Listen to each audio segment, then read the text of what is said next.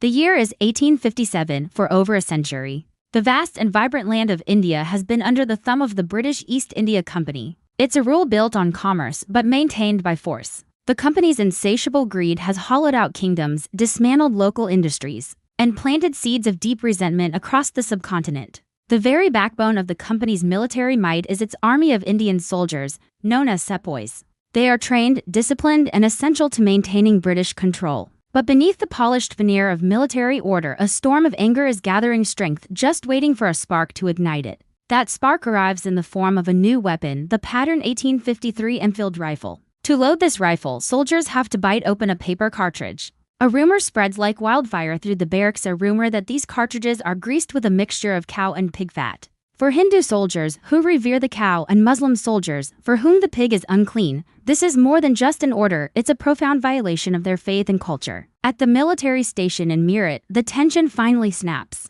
when a group of Indian sepoys bravely refuses to use the controversial cartridges. Their British commanders respond not with understanding, but with harsh punishment. They are publicly humiliated, stripped of their uniforms, and thrown into jail. This act of degradation is the final insult. On the scorching hot evening of May 10, 1857, their enraged comrades rise up in open revolt. They storm the prison, freeing their brothers in arms, turning their weapons on their British officers, and begin a historic march to the ancient city of Delhi. Arriving in Delhi, the rebels rally at the magnificent Red Fort. They proclaim the elderly and largely symbolic Mughal Emperor Bahadur Shah Zafar as their leader, the rightful ruler of a unified and independent India. The cry "Delhi is ours" echoes through the streets, and the rebellion explodes across northern and central India. From the strategic city of Kanpur to the royal court of Lucknow and the defiant kingdom of Jhansi, the uprising spreads like a raging fire. This is no longer a simple military mutiny. It has transformed into a full-blown revolution.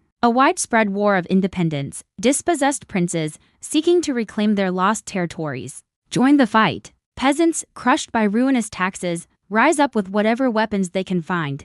And from the crucible of this conflict, legendary heroes emerge. Figures like the fierce warrior queen Rani Lakshmibai of Jhansi, who leads her troops into battle, and the brilliant military strategist Tansha Tope, become symbols of an unyielding spirit of resistance. But the British Empire, vast and powerful, strikes back with overwhelming and ruthless force. Reinforcements are called in from across the globe. By 1858, after months of brutal and bloody fighting, the tide begins to turn. City by city, the rebellion is systematically crushed. Delhi is recaptured in a siege that leaves the historic city devastated. The valiant Rani Lakshmibai falls in battle, becoming a martyr for the cause. The dream of a free India, which had burned so brightly, begins to fade, but only for now. Militarily, the rebellion is defeated, yet its impact is monumental and its spirit will never be extinguished. The shocking scale of the uprising forces the British government to completely change its approach. The British Crown steps in, dissolving the East India Company and taking direct control over its Indian territories.